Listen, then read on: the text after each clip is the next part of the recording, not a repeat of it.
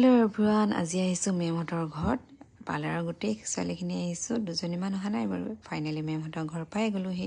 যেহেতু আজি বহুত গৰম হয় মেমে এইফালে গ্লুকন দি দিছে খাবলৈ সবকে অলপ গাত এনাৰ্জি আহক বুলি এইফালে আমাৰ অঞ্জু আৰু সুনুৱে মেমক অলপ হেল্প কৰি দিছে কৰি দিবই লাগিব ইমান কেইজনী ছোৱালী গৈছো যেতিয়া এতিয়া সবে এলবাম চাই আছে মেমহঁতৰ আমাৰ পপি আকৌ খোৱাত ব্যস্ত হৈ আছে এইফালে মই ভাবিলো মেমহঁতৰ ঘৰখন আপোনালোকক অলপ দেখাই দিওঁ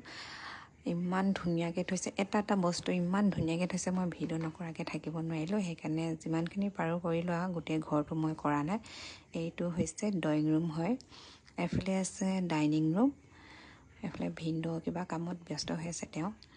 এইফালে আছে কিচেন মেমে খানা বনাই আছে তাৰ মাজতো মোক হাঁহি দেখাইছে এইফালে আছে মেমহঁতৰ বেডৰুম মেমে কৈ আছে ঘৰটো বহুত লেতেৰা হৈ আছে বুলি মই কৈছোঁ কিয় লেতেৰা হৈ আছে ইমান চাফাকৈ থৈছে আপুনি এইফালে মই আইনাখন দেখিলোঁ যেতিয়া অলপ নিজৰ চেহেৰাটো চাই ল'লোঁ আৰু বহুত ধুনীয়াকৈ চাফাকৈ থৈছে দেই মেমে এইফালে হৈছে আইতা ৰুম এইফালে চবে যিহেতু গৰম পৰিছে তলত বহি লেকচাৰ দি আছে চবে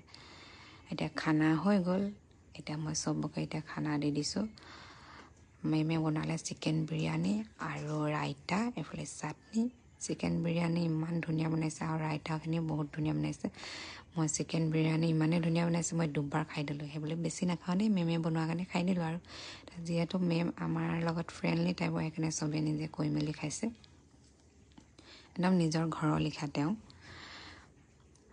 এতিয়া চবকে খানা চানা দি এতিয়া চবেই খাবলৈ বহিছে মেমহঁতে এতিয়া নাখাওঁ বুলি ক'লে তেওঁলোকে পাছত খাব বোলে এতিয়া চবে খাই মেলি লৈছোঁ এতিয়া খাই মেলি যিহেতু অলপ ফটো চটো মাৰি লৈছোঁ আৰু ফটো মাৰি মেলি এতিয়া ঘৰলৈ বুলি চবেই ওলাইছে যাবলৈ এতিয়া মেমহঁতক বাই বাই দিছোঁ আৰু